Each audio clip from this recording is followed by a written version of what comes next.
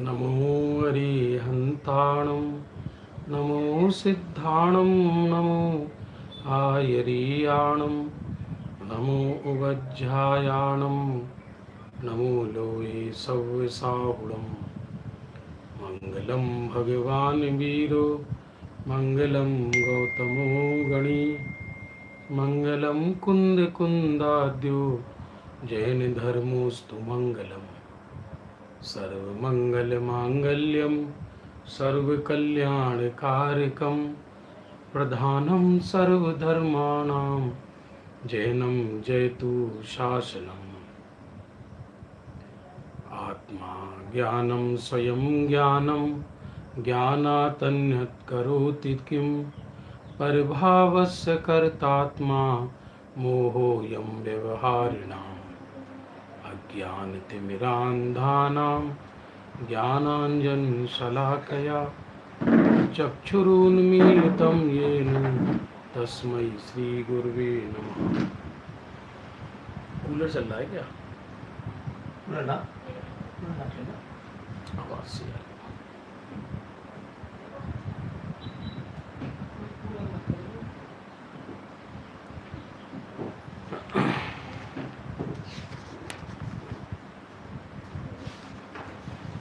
धर्म धुरंधर आदि जिन आदि धर्म करतार नमो देव अगहरण ते सब विधि मंगल सार मंगल कर जे अगहरण हैं जिनके सब नाम निशिबासर सुमरू सदा सरे सबे निज काम।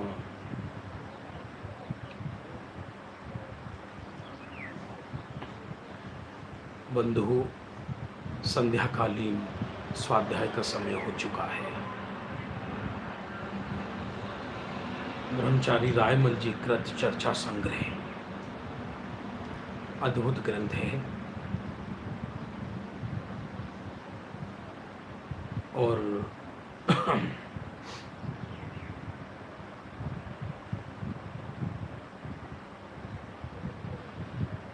आज का विषय बहुत अच्छा है हमारे तुम्हारी प्रतिदिन जीवन का,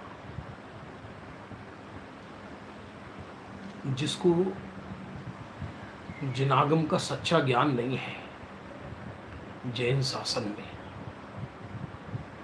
वह क्रियाओं का तो आश्रय लेता है लेकिन क्रियाओं में भी उसको विवेक नहीं है। जबकि प्रधानता तो भावों की है। ऐसा हो सकता है कि किसी की क्रिया बहुत उत्कृष्ट हो लेकिन परिणामों में अशुभ भाव हो, निकृष्टता हो, और किसी की क्रिया कम हो सकती है लेकिन गहराई ज्यादा है, विश्वास ज्यादा है जिनेंद्र पर। बिल्कुल व्यवहारिक विषय है। 252 नंबर की चर्चा है। कल हुआ था 251 नंबर का, ध्यान के 5 कारण कौन से हैं।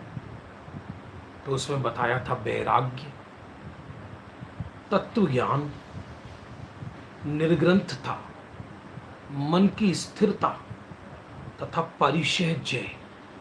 ये 5 चीज जिनके पास हैं उनको उत्कृष्ट ध्यान होता है। और मुख्य रूप से मुनियों के होता है। और किंचित ध्यान अविरत सम्यक दृष्टि और पंचम गुण स्थान वर्ती के भी होता है, पर किंचित। अभी जो विषय है ये बिल्कुल इस समझ में आ गया हमारे तुम्हारे, तो हमको जो क्रियाओं का व्यामोह रहता है वो खत्म हो जाएगा। ब्रह्मचारी रायमल जी बहुत मतलब गजब का विषय है आज वाला। कुछ कुछ चर्चाएं तो ऐसी हैं कि जो अन्यत्र कहीं नहीं मिलती, सिर्फ इसी ग्रंथ में मिलती है। जैसे अष्टमी चतुर्दशी के दिन पाप पुण्य का फल अधिक क्यों, यहीं मिलेगा और कहीं शायद नहीं मिले। तो ये 252 नंबर की चर्चा में विशुद्धि के 13 स्थानों का वर्णन है। विशुद्धि माने शुभ भाव। वैसे जैन शासन में विशुद्धि का अर्थ कहीं कहीं शुद्ध भाव भी लिया है। मुख्यतया विशुद्धि माने परिणाम 3 तरह के होते हैं: संक्लेश, विशुद्ध और शुद्ध। टोडरमल जी ने मोक्ष मार्ग प्रकाशक ग्रंथ में फरमाया परिणाम 3 तरह के हैं: संक्लेश, विशुद्ध और शुद्ध। तो संक्लेश परिणाम तो जगत के चिंतवन से होते हैं। मृत्यु का भय, आर्द रौद्र परिणाम, परिग्रह की तृष्णा, जगत की भटकन, ये सब संक्लेश परिणाम का कारण है। और विशुद्ध परिणाम देव गुरु धर्म के वचनों के आश्रय से होता है। दया, दान, पूजन आदि, वहां भी विवेक सही हो तो। अज्ञानी को तो पाप जीव कहा है। अज्ञानी की विशुद्धि भी उस जाति की नहीं जैसी जिस जाति की ज्ञानी को विशुद्धि होती है। और शुद्ध परिणाम तो निर्जरा का कारण है। तो अब इस 252 नंबर की चर्चा में ये बताया है कि किस किस क्रिया में विशुद्धि अधिक अधिक है। माने ये मनुष्य पर्याय की अपेक्षा वर्णन है। और मुख्यतया क्रिया को समझना। क्रिया से विशुद्धि नहीं होती, वो तो परिणामों में विशुद्धि होती है। फिर भी निमित्त नैमित्तिक संबंध देखकर ये वर्णन कर रहे हैं। चरणान योग का विषय है। कई व्यक्ति 1-3 घंटा पूजन करके भी इतनी विशुद्धि अर्जित नहीं कर पाते जितना एक विवेकवान सम्यक दृष्टि पुरुष एक बार की भगवान के नमस्कार करने में विशुद्धि उत्पन्न कर लेता है। क्योंकि विशुद्धि का आधार विनय है, विशुद्धि का आधार विश्वास है। जिसे जिनेंद्र पर विश्वास है उसके 24 घंटे विशुद्धि चलती है। जिसको ये विश्वास है कि विधेय क्षेत्र में सिमंदर भगवान बैठे हैं और उनके ज्ञान में मेरा भविष्य आ रहा है, उसको 24 घंटे पूजन चल रही है। जिसे सर्वज्ञ पर ही विश्वास नहीं है तो फिर उसको ये भी विश्वास नहीं है कि कौन देखेगा फिर मुझे, फिर मैं कुछ भी करूं मैं ही ब्रह्मा हो गया। फिर पाप का फल भी कहां से मिलेगा। तो विशुद्धि के 13 स्थान बताए हैं, याद रखना। और क्या है, ऑनलाइन में पूछ नहीं सकते आपसे, लेकिन इतना अच्छा विषय है, जो सुन रहे हैं वो अपने सगे संबंधियों को भी बताना। तो देखो, इतने स्थानों में शुरू कर रहा हूं, इतने स्थानों में परिणामों की विशुद्धता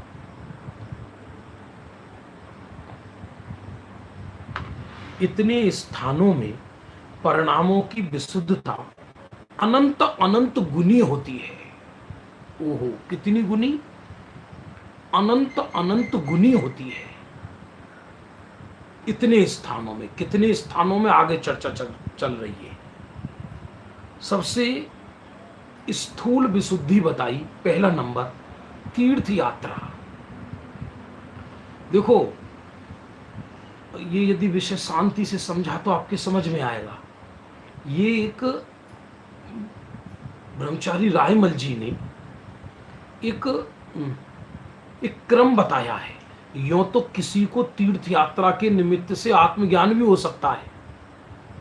ऐसे कोई हार्ड एंड फास्ट रूल नहीं बनाया जा सकता कि इस क्रिया में विशुद्धि कम होती है और इस क्रिया में विशुद्धि ज्यादा।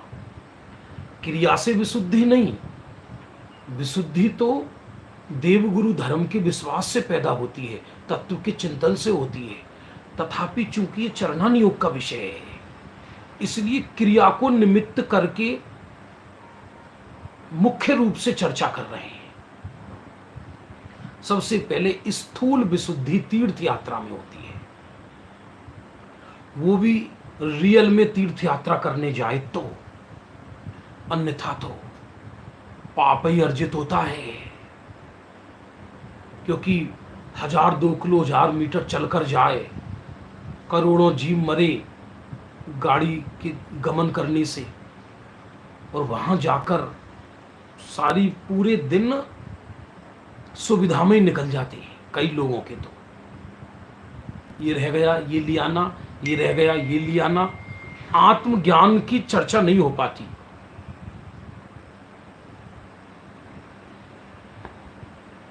उस जीव की बंधुओं ध्यान पूर्वक समझना।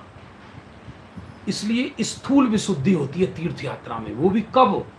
कि जब वास्तव में जिस क्षेत्र से तीर्थ स्वरूप आत्मा का आश्रय लेकर महापुरुष निर्वाण गए, केवल ज्ञान पाया, उनका विचार करें वहां बैठकर शांति से।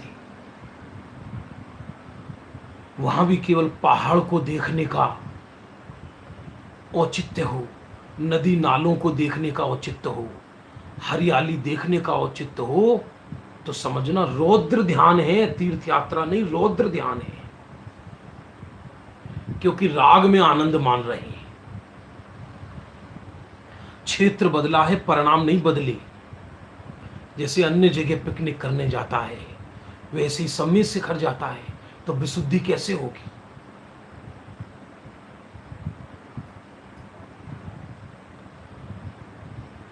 यहां जो चर्चा है, रियल में जिन धर्म का प्रेमी है, तो ग्रंथों में ज्ञानी महात्माओं ने लिखा है कि मुमुक्षु भी तीर्थ यात्रा का उमंगी होता है।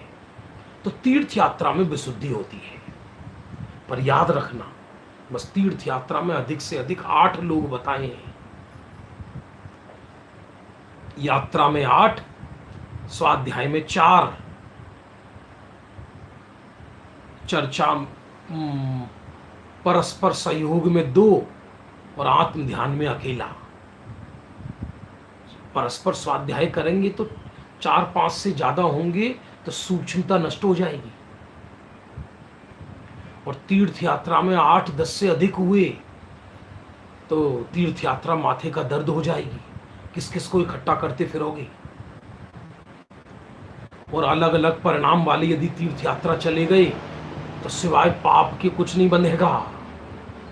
एक कहेगा कि मुझे तो होटल में खाना है, एक कहेगा मैं उपवास करूंगा, एक कहेगा कि मैं तो आज यात्रा पे जाऊंगा, एक कहेगा आज तो मैं सोऊंगा। अब बोलो आप कौन माथा पकड़ के रोओगे? लेकिन यहां रियल में जो तीर्थ यात्रा करे तो वो द्रव्य क्षेत्र, द्रव्य तीर्थ महापुरुषों की याद दिलाता है। इसलिए तीर्थ यात्रा विशुद्धि का कारण बनती है। सम्यक तो सन्मुख जीव को, भद्र परिणामी जीव को, धर्मी जीव को, ये विशुद्धि का पहला स्थान हुआ। अब आगे चलो, 13 चर्चा करूंगा आज, यही विषय चलेगा आज।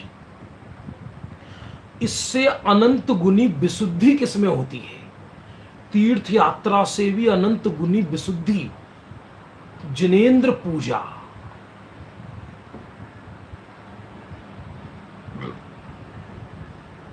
जिनेंद्र पूजा क्यों?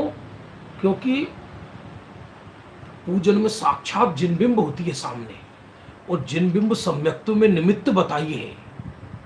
यदि जिनबिंब को देखकर अपना बिंब देख ले तो उस सम्यक्त्व में निमित्त बताया है। और जिनेंद्र की पूजन, जिन्हें समस्त जिनागम में जिनेंद्र के दर्शन को महापुण्य का कारण बताया है। पद्म पुराण आदि और इसी चर्चा संग्रह ग्रंथ में ऐसा तक लिखा है, कई ग्रंथों में तो निधत्ति निकाचित जैसे कर्म जो कि नियम से उदय में आते हैं, वो भी जिनेंद्र के दर्शन से पलाय हो जाते हैं, दूर हो जाते हैं। तो तीर्थ यात्रा से भी अधिक विशुद्धि पूजन में है। मैं पहले ही कह चुका हूं, ये एक ब्रह्मचारी रायमल जी ने एक आदर्श कथन, मुख्य कथन लिखा है। किसी को ऐसा भी हो सकता है कि पूजन में भी विशुद्धि ना हो, एक थाली की सामग्री को दूसरी में सरका रहा हो। यहां रियल में जो पूजन करता है, रियल में जो तीर्थ यात्रा करता है, जिसको जिन शासन पर विश्वास है, जिनेंद्र देव जिसके सर पर है, तो जिन मंदिर में जाता है, अरे गृहस्थ को जिनेंद्र पूजा जिन दर्शन अनिवार्य क्यों कहा? क्योंकि गृहस्थी पाप में आकंठ डूबा रहता है। तो प्रातः जिनेंद्र दर्शन, जिनेंद्र पूजन से उसके जो पाप अर्जित हुए वह सब खिर जाते हैं, संक्रमित हो जाते हैं और विशुद्धि अर्जित होती है। और उस विशुद्धि के काल में यदि किसी का उपयोग अंदर चला जाए तो सम्यक्त तक हो जाता है। इसलिए तीर्थ यात्रा से अनंत गुनी विशुद्धि जिनेंद्र पूजन में बताई। कोई अपने घर के आगे जिन मंदिर में तो पूजन करने जाए नहीं, वहां तो देव दर्शन करे नहीं, और तीर्थ यात्राओं पर घूमता फिरे तो उसकी तीर्थ यात्रा नियम से पिकनिक है, आर्टिफिशियल है, वो भगवान का प्रेमी नहीं है, उसे जिन शासन पर विश्वास नहीं है। बहुत लोग होते हैं ऐसे, अपने शहर में देवालयों में नहीं जाते, चैत्यालय में नहीं जाते, और वैसे हर महीने यात्रा करने जाते हैं। तो नहीं, भगवान का प्रेम है ऐसा नहीं, घूमने की ललक उठती है और उसे धर्म का टोपा पहना देते हैं। और तीर्थ यात्रा पे गए, पापड़ खरीद लाए, मंगोड़ी खरीद लाए, ये खरीद लाए, चूरन खरीद लाए, चटनी खरीद लाए, और ये सामान खरीद के आ जाते हैं और 10-20 मालाएं जप के आ जाते हैं।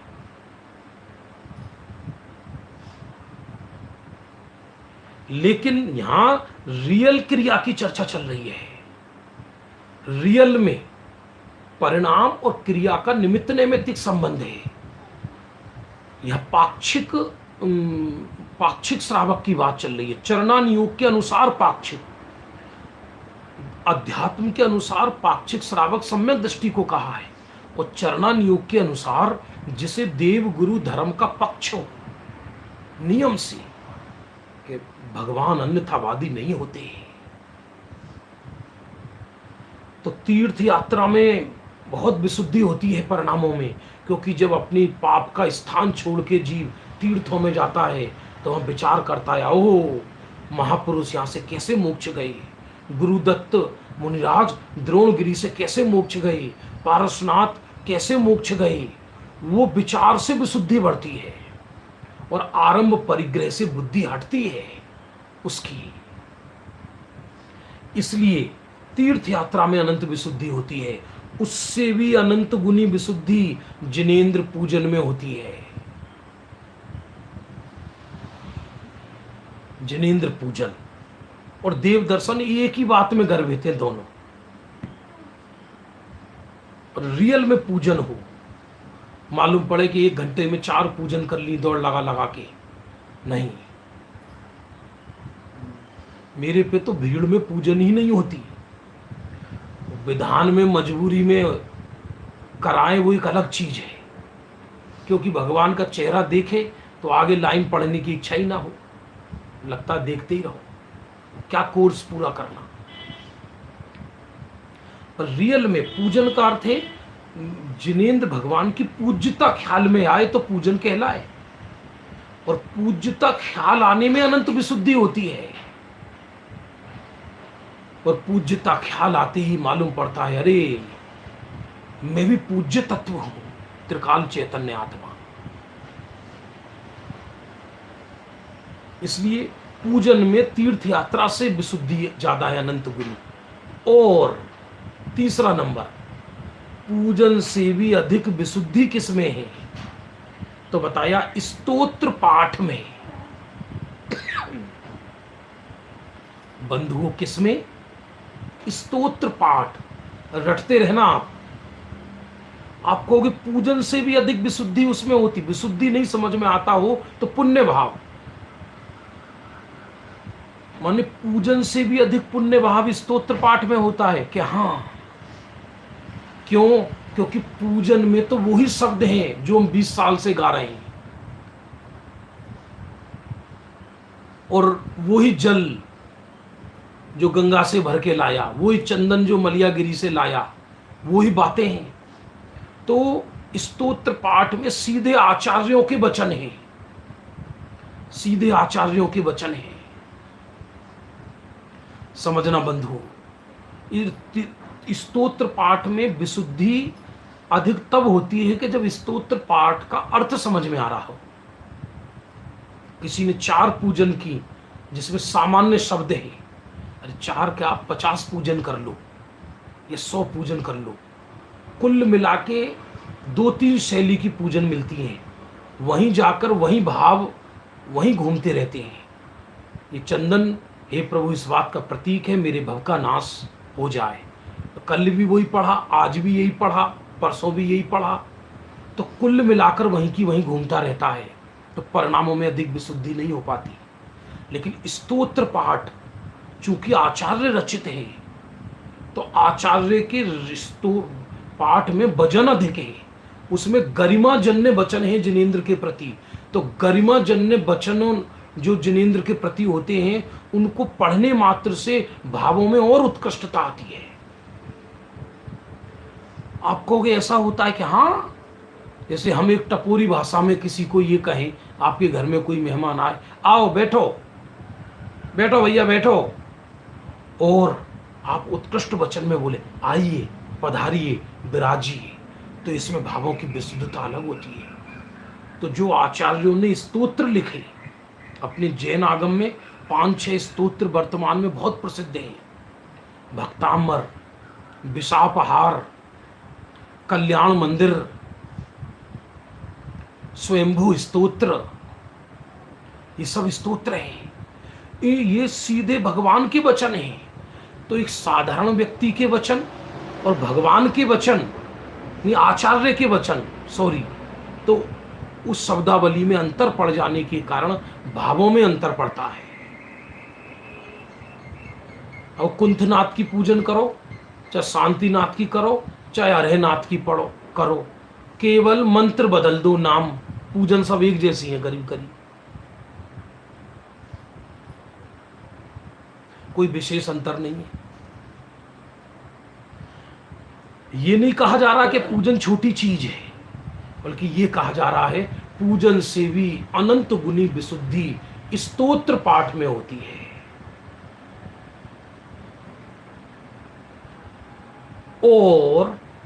और स्तोत्र पाठ से भी अनंत गुनी विशुद्धि किसमें होती है बताया। स्तोत्र पाठ से भी अनंत गुनी विशुद्धि किसमें होती है बताया। सामायिक में पहला बताया तीर्थ यात्रा, दूसरा बताया जिनेंद्र पूजन, तीसरा बताया स्तोत्र पाठ, और चौथा बताया जा रहा है सामायिक। आप कहोगे सामायिक तो शुद्धि का कारण है, वो निश्चय सामायिक की चर्चा नहीं चल रही। यहां एक धर्मी जीव, एक भद्र परिणामी जीव घंटे आधा घंटा अपने लिए बैठता है, और उसमें जो चिंतन चलता है, प्रथम देवगुरु धर्म को नमस्कार करता है, 10 दिशाओं में अकृत्रिम जिनाल्यों को नमस्कार करता है, फिर बैठकर सामायिक पाठ आदि पढ़ता है, सब जीवों से क्षमा मांगता है, वो जो परिणामों में विशुद्धि बनती है वो स्तोत्र पाठ से अधिक बनती है। किसी किसी जीव को सामायिक क्रिया में शुद्धोपयोग तक हो जाता है, वो बात अलग है। एक सामायिक चारित्र होता है, वो अलग है, वो मुनिराजों को होता है 6, 7वें गुण स्थान में, उसकी बात नहीं चल रही। यहां सामायिक क्रिया की बात चल रही है। अरे 2-4 घंटा, आधा घंटा एकांत में अपने आत्मा के कल्याण के लिए बैठना चाहिए ना।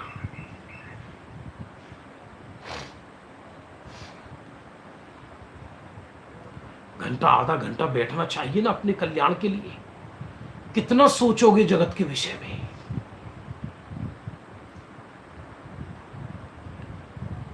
इसलिए बहुत पहले अकेला पढ़ना ही कुछ नहीं होता, सब कुछ थोड़ी देर बुद्धि निर्भर करके, माथे को शांत करके अपने स्वरूप के विषय में चिंतन करना चाहिए। तो वो स्तोत्र पाठ से भी अनंत गुनी विशुद्धि है। सुनने में अटपटा लगे, एक व्यक्ति हजारों पूजन करके जितना पुण्य अर्जित करता है, उतनी देर में सामायिक के काल में स्वरूप के चिंतवन से उतना पुण्य अर्जित हो जाता है, केवल अंतर मुहूर्त की। उसमें और विशुद्धि अधिक है। यह ये अर्थ मत निकाल लेना कोई आचार्य ये कह रहे हैं कि आप पूजन छोड़ दो, स्तोत्र पाठ छोड़ दो। यहां तो ये चर्चा चल रही है कि जो क्रिया आत्मा के नजदीक अधिक है, उस क्रिया में अधिक विशुद्धि है।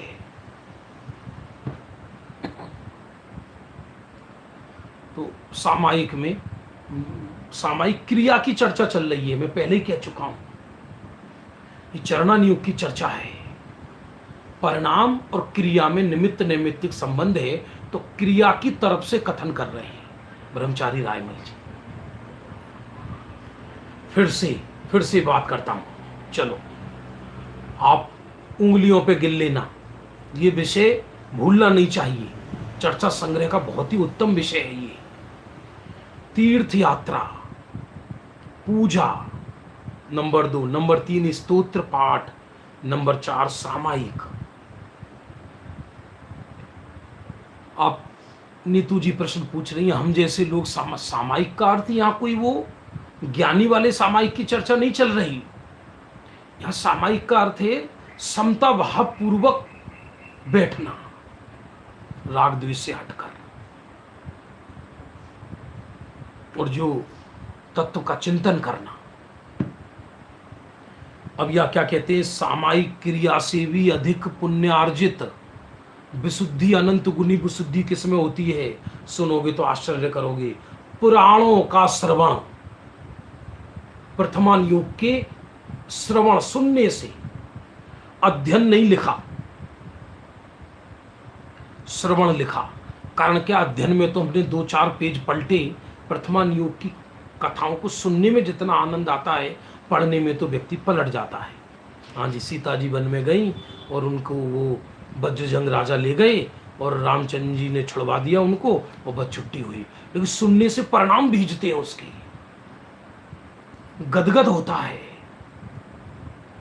टोडरमल जी ने तो ये तक लिखा, प्रथमान योग 3 अनुयोगों के उदाहरण है। यदि प्रथमान योग ना हो तो 3 अनुयोग सिद्ध ना हो। जैसे कर्णान योग में ये लिखा कि कोई जीव दीक्षा लेते ही अंतर मुहूर्त में भी केवल ज्ञान कर सकता है। तो कोई साधारण जीव पूछे श्री गुरु से कि प्रभु, ऐसा कोई जीव हुआ क्या कि दीक्षा लेते ही अंतर मुहूर्त में केवल ज्ञान हो गया? तो प्रथमान योग कहता है यहां है। कौन है? भरत महाराज है, भरत जी। लेकिन हम क्या करते हैं, जब भगवंतों के द्वारा प्रतिपादित कथाओं को पढ़ते हैं या सुनते हैं, हम उनको कल्पनाएं मानने लगते हैं, हम उनको मनोरंजन मानने लगते हैं। हमारी बुद्धि में क्या चलता है, अरे ये तो कहानी किस्सा चल रहे हैं। तो वो जिनवाणी सुनकर भी कर्म का बंध करता है। गुरुदेव ने 4 अनुयोगों में कहीं भी कोई मजाक का विषय नहीं बनाया। कथाओं को भी बहुत गंभीरता से गुरुदेव प्रस्तुत करते थे। तो प्रथमान योग के श्रवण करने से विशुद्धि और अनंत गुनी बढ़ती है। हद हो गई सामायिक से भी अधिक के। हाँ, क्योंकि सामायिक में हम खुद चिंतन कर रहे हैं, शिथिल होने का अवसर है। यहां क्रिया की चर्चा चल रही है, मैं पहले ही कह रहा हूं, और पुराण में हम श्रवण कर रहे हैं। तो जिस समय पुराण श्रवण करते हैं उस समय पिक्चर चलती है माथे में चौथे काल की, वैसे ही परिणाम हो जाते हैं। किसी किसी को तो कथा सुनते सुनते ऐसा लगता है कि दीक्षा ले ले वो। और आगे सुनना, पुराणों के प्रथमान योग के श्रवण से भी अधिक अनंत गुनी विशुद्धि किसमें होती है कि श्रावकाचार को सुनने से या पढ़ने से। श्रावकाचार, वहां जब श्रावकाचार पढ़ता है तो जीव घबराता है पाप से। लिखा, फूल की एक पत्ती तोड़ने में मुनि हत्या के बराबर पाप है। दौलत राम श्रावकाचार्य में लिखा, जो हरी घास पे पैर रखते हैं, चलते हैं, उनको इतना बड़ा पाप लगता है जैसे गर्भवती माँ के पेट पर हथौड़ा मारा हो। लिखा, जो शहद सेवन करते हैं एक बूंद भी, उनको 7 गांव के जलाने के बराबर पाप लगता है। लिखा ग्रंथों में, जो रात्रि में पानी भी पीते हैं उनको रक्त, मानो रक्त पी रहे हो ऐसा दोष लगता है। चरणन योग नीति प्रधान है ना, तो जिस चीज के छुड़ाना है, जिस पाप क्रिया को, उसमें अधिक दोष बताकर उसे छुड़ाते हैं। तो चरणन योग पढ़ने से व्यक्ति एकदम कांपता है पाप से, तो और अधिक विशुद्धि होती है। ध्यान देना, सावधान, ये बात चरणन योग की अपेक्षा चल रही है तो इसमें परिणाम की मुख्यता। गुरुदेव का चरणन योग भी अत्यंत निर्मल था। सूखे नीम के पत्ते पर पैर नहीं रखते थे, सूखे नीम के पत्ते पर यदि किसी को रखते हुए देख लें तो पूरा स्वाध्याय उस दिन उसी पर जाए। गजब, जो पर्याय मात्र का अकर्ता है आत्मा ऐसा कहने वाले, और क्रिया मात्र को जड़ कहने वाले, और विभाव को पुद्गल की पर्याय कहने वाले, ये कहते हैं भाई नीम के पत्ते में अनंत, तेरे अनंत भव के माँ बाप हैं। इसको कहते हैं द्रव्यानुसारी चरणम, चरणानुसारी द्रव्यम। ज्ञानी को चरणानुयोग और द्रव्यानुयोग का सुनियोग होता है।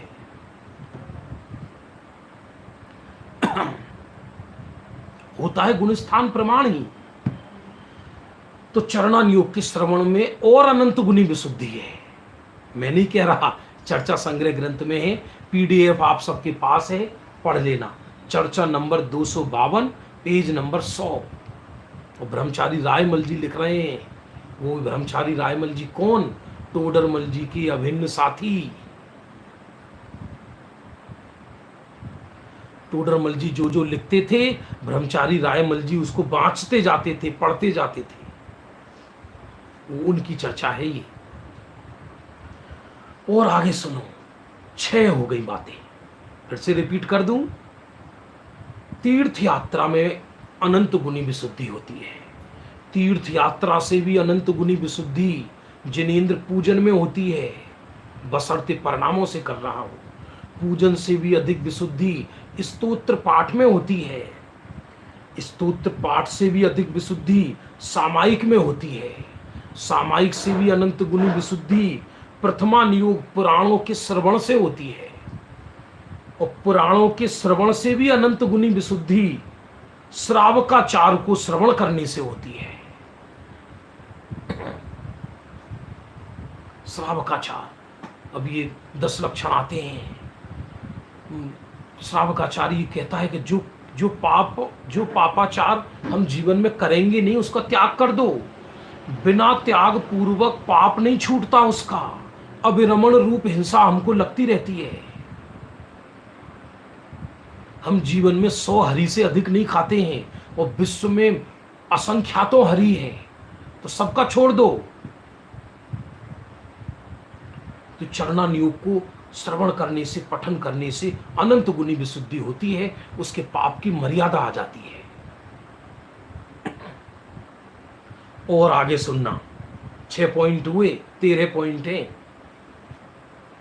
श्रावकाचार के श्रवण से भी अनंत गुनी विशुद्धि कर्णानुयोग के पठन या सीखने में होती है। लो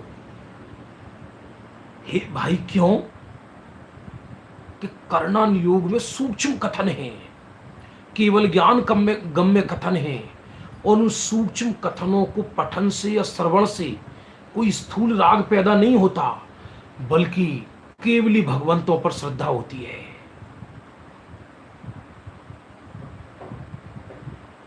हम कई बार कह चुके हैं, जिनको पीडीएफ चाहिए वो व्यक्तिगत व्हाट्सएप पर हमको जय जिनेंद्र लिखकर भेजें कि हमको पीडीएफ चाहिए, हम तत्काल उनको भेज देंगे। चलो आगे। तो कर्णन योग में जब तीनों लोक का वर्णन पड़ता है, नीचे अधोलोक, बीच में मध्य लोक, ऊपर ऊर्ध्व लोक, उसके ऊपर सिद्ध शिला, और एक एक परिणामों का कथन, ओहो, तो उसको मालूम पड़ता है अरे परिणाम फल ना दे तो 14 राजु ब्रह्मांड को शून्य होना पड़े। बहन श्री का बोल है ये, और गुरुदेव के इस पर प्रवचन है। गुरुदेव ने कुछ सोच कर ही तो इस पे प्रवचन किए होंगे।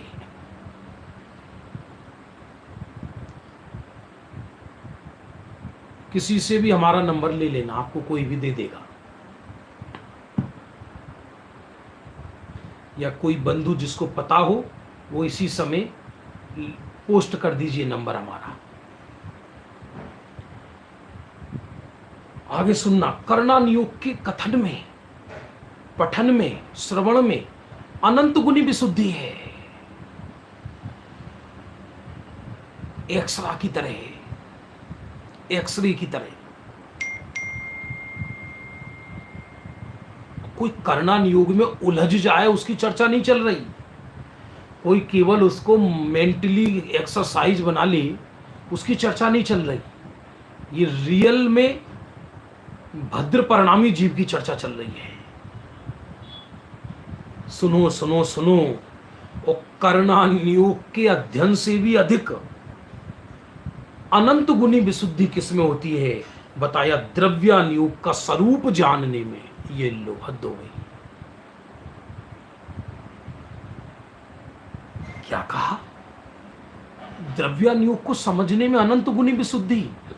क्या? हाँ, क्योंकि द्रव्यान योग आत्मा के अत्यंत नजदीक है। टोडरमल जी ने तो मोक्ष मार्ग प्रकाशक में एक जगह ऐसा लिखा, सभा में मुख्यता द्रव्यान योग की रखना। मैं नहीं कह रहा, टोडरमल जी ने मोक्ष मार्ग प्रकाशक में लिखा है। अनुयोग तो चारों हैं, लेकिन जिसको विशिष्ट रुचि होगी वो 5-10 लोग बैठ के कर्णन योग पढ़ लेंगे, कोई दिक्कत नहीं है। चरणन योग श्रावक सीख लेगा, लेकिन समाज के जहाँ सामूहिक स्वाध्याय आदि होते हैं, व्याख्यान होते हैं, तो टोडरमल जी कहते हैं द्रव्यान योग की सभा में मुख्यता रखना। क्यों? कि भव से दुखी जीव आकर बैठता है वहां। अब तुम उसे लंबे लंबे कोर्स बता दोगे कि तुम्हारा कल्याण तब होगा जब कर्म की 10 अवस्थाओं को जानोगे। बंध, सत्व, उदय, उदीर्णा, संक्रमण, वो पूरा निधत्ति, निकाचित, उपशम, ये सब। तो कहेगा भैया अपने तो इस जन्म में बस की है नहीं, तो हमें आना ही नहीं है।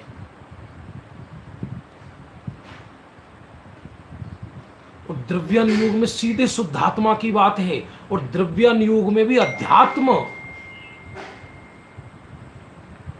राग से भिन्नता की बात करना। उसको ज्यादा दीनहीन मत बना देना जीव को, तो तेरा तो कल्याण ही नहीं होगा। ऐसा लिखा टोडरमल जी ने।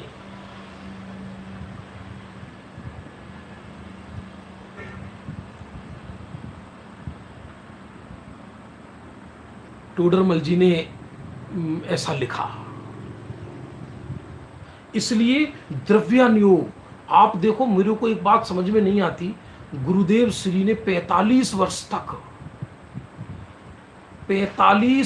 तक गुरुदेव श्री ने सभा में द्रव्यान योग का वांचन कराया, मुख्य रूप से समय सार, प्रवचन सार, नियम सार, अष्टपाहुड़, पंचास्तिकाय, योग सार, परमात्म प्रकाश,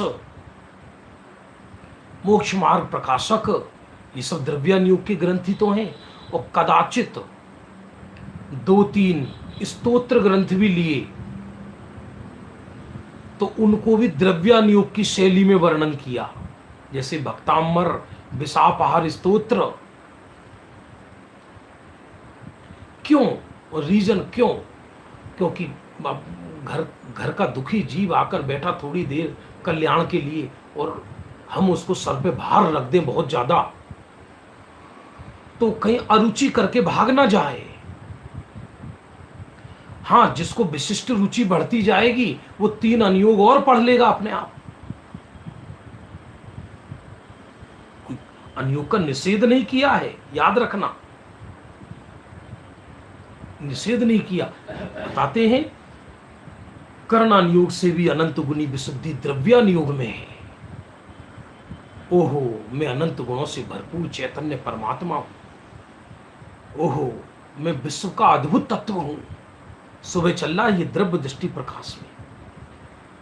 आपको अतिशयोक्ति लग रहा होगा, हमें तो ऐसा आनंद आता है, एक एक बोल सिद्धों से बातें कराता है। इतनी महिमा गाई है अपनी, ओवर मूल्यांकन नहीं, ओवर मूल्यांकन नहीं, रियल मूल्यांकन है।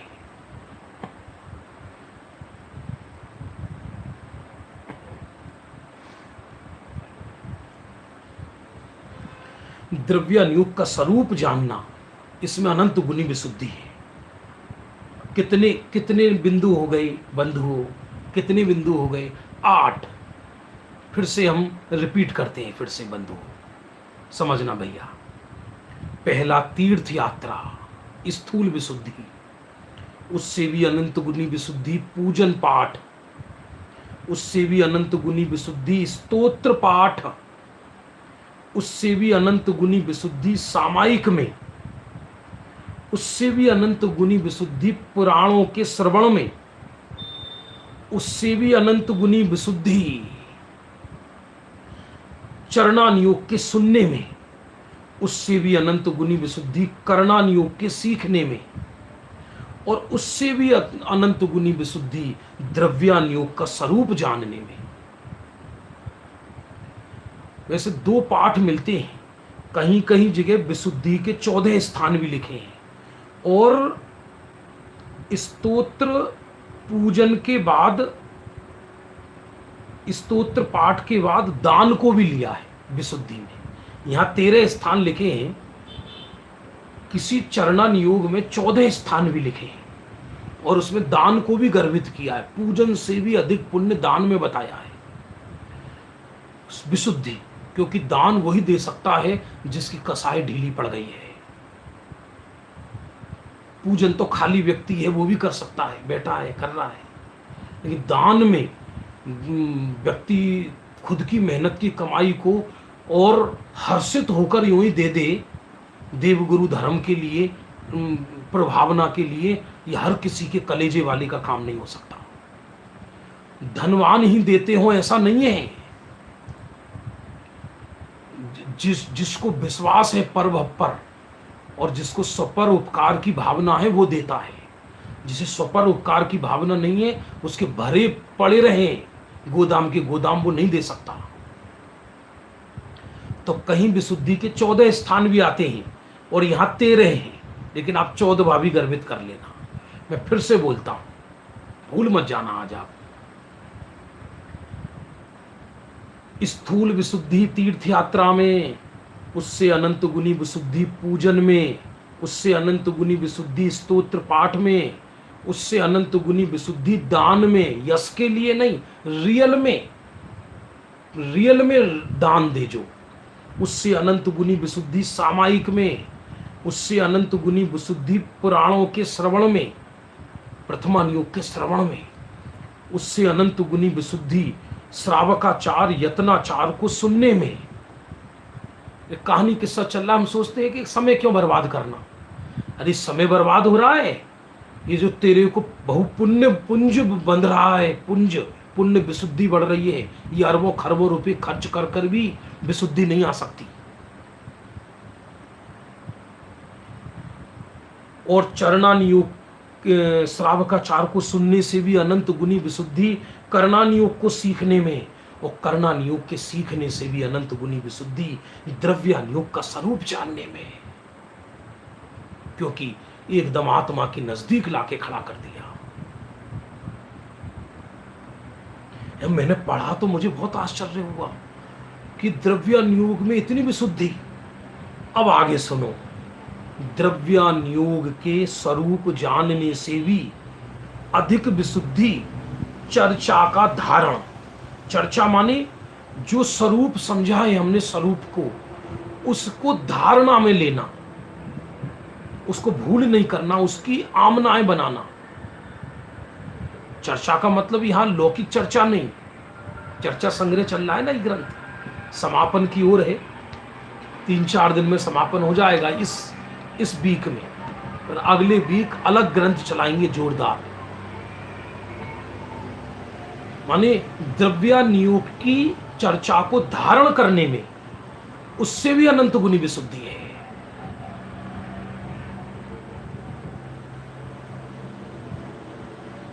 उससे भी अनंत गुनी विशुद्धि है। और चर्चा को धारण करने से भी अनंत गुनी विशुद्धि चर्चा का विचार।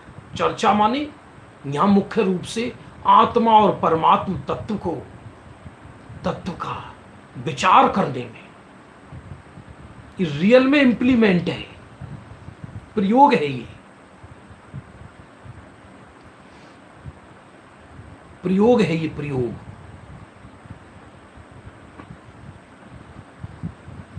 बहन कह रही है भाव दीपिका। मेरा भी विचार संध्या काल भाव दीपिका का लेने का चल रहा है, लेकिन भाव दीपिका बड़ा ग्रंथ है, उसमें से कुछ कुछ प्रसंग लेंगे।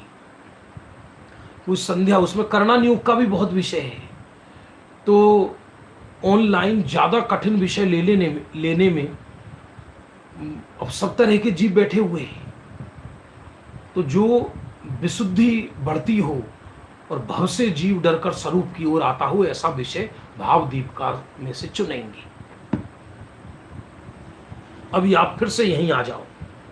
तो द्रव्यानुयोग के स्वरूप जानने से भी अनंत गुनी विशुद्धि तत्व को धारण करने में, और तत्व को धारण करने से भी अनंत गुनी विशुद्धि तत्व के विचार में।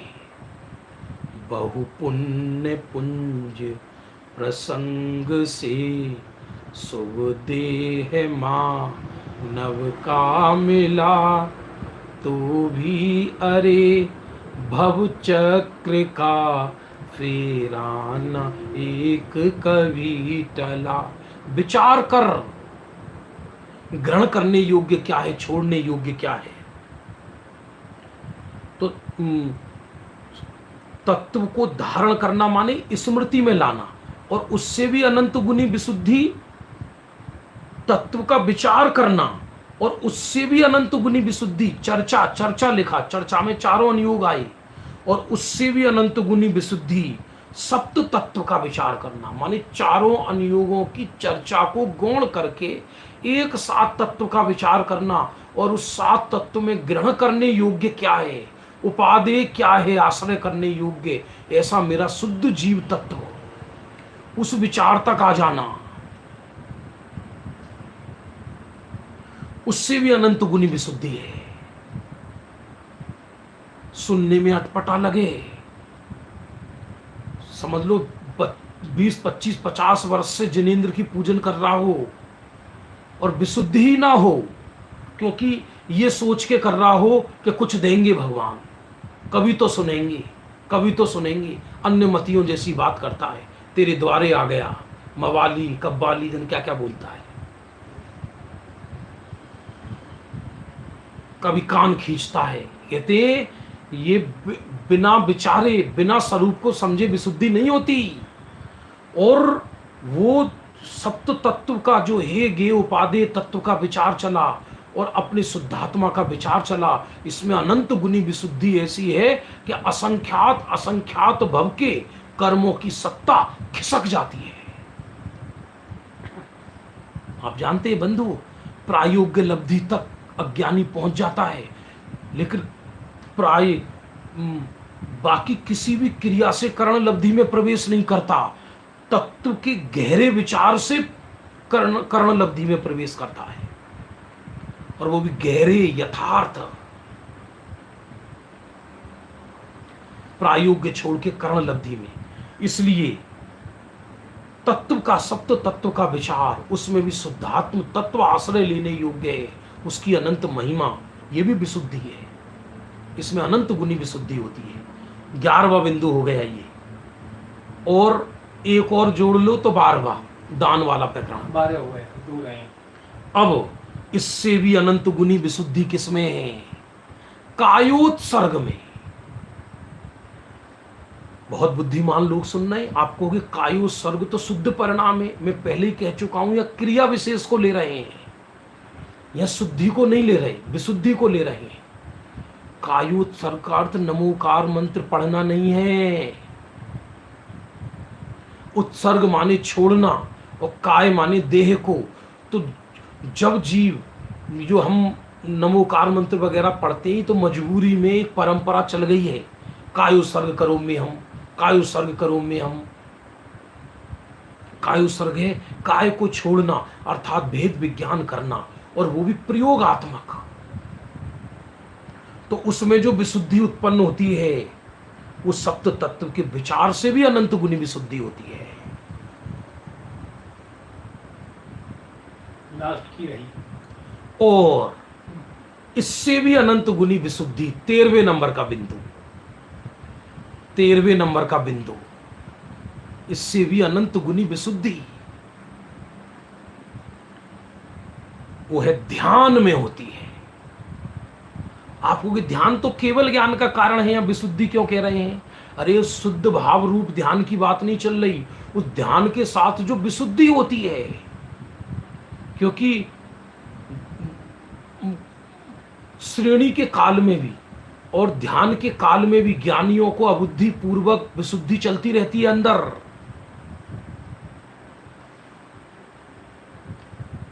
एक व्यक्ति अंतर मुहूर्त ध्यान के बल से इतनी विशुद्धि पैदा होती है, इतनी विशुद्धि पैदा होती है, यदि वो मोक्ष ना जा पाए कदाचित, तो उस ध्यान के काल में उस विशुद्धि के बल से इंद्र बनने जैसा पुण्य अर्जित कर लेता है, तीर्थंकर बनने जैसा पुण्य अर्जित कर लेता है। कायोत्सर्ग का अर्थ है काय को छोड़ना, काय से भेद विज्ञान करना। जैसे हमने जिनवाणी पढ़ी, अब इसके बाद कहते हैं सब कायोत्सर्ग करो। जिन मंदिरों में पूजन पाठ होते हैं तो विधानाचार्य कहते कायोत्सर्ग करो। वो 9 बार नमोकार मंत्र पढ़ना नहीं, उसका अर्थ है काय से ध्यान हटाकर स्वरूप की ओर लेकर जाओ। ये अर्थ है कायोत्सर्ग का। गजब विषय है। फिर से रिपीट करके विषय को समाप्त करता हूं। ब्रह्मचारी रायमल जी क्या कहते हैं? 13 क्रियाओं में, आगे आगे की क्रियाओं में अनंत अनंत गुनी विशुद्धि है। तीर्थ यात्रा में अनंत गुनी विशुद्धि, इससे अनंत गुनी विशुद्धि पूजन में और दान में, दोनों को एक साथ। पूजन और दान से भी अनंत गुनी विशुद्धि स्तोत्र पाठ में, स्तोत्र पाठ से भी अनंत गुनी विशुद्धि सामायिक में, सामायिक से भी अनंत गुनी विशुद्धि प्रथमानुयोग के श्रवण में, श्रवण से भी अनंत गुनी विशुद्धि चरणानुयोग के सुनने में, चरणानुयोग से भी अनंत गुनी विशुद्धि कर्णानुयोग को सीखने में, कर्णानुयोग से भी अनंत गुनी विशुद्धि द्रव्यानुयोग का स्वरूप जानने में, द्रव्यानुयोग के स्वरूप जानने से भी अनंत गुनी विशुद्धि तत्व चर्चा को धारण करने में, तत्व चर्चा को भी धारण करने से अनंत गुनी विशुद्धि, धारणा माने स्मृति, आमनाएं, तो तत्व के विचार करने में अनंत गुनी विशुद्धि, और तत्व के विचार से भी अनंत गुनी विशुद्धि अकेले सप्त तत्व के विचार में, और उसमें भी शुद्धात्मा के विचार में अनंत गुनी विशुद्धि, और उससे भी अनंत गुनी विशुद्धि कायोत्सर्ग करने में, और कायोत्सर्ग से भी अनंत गुनी विशुद्धि ध्यान में होती है। हम उल्टा समझते हैं, जो केवल स्वाध्याय आदि में हैं, अपने स्वरूप के चिंतन में हैं, उसको समझते हैं कि तो कुछ नहीं कर रहा, और जो ढोल मजीरा बजा के ओहो नाच गान, अरे भाई भारी पुण्य कमा रहे हैं। ऐसा नहीं है बंधु। जैसे जैसे स्वरूप पता पड़ता जाता है, वैसे वैसे गंभीरता आती चली जाती है, पापों से विरक्ति होती चली जाती है, विशुद्धि बढ़ती चली जाती है। समय हो रहा है, अभी का समय हो गया। शेष चर्चा कल लेंगे। कल भी बहुत अद्भुत विषय आएगा, वो कल ही चर्चा करेंगे। अभी हम प्रातःकाल पुनः मिलेंगे 8:15 बजे। जावाणी के ज्ञान ते सूझे लो कालो, सोवाणी मस्तक नमो सदा देत तिंडो।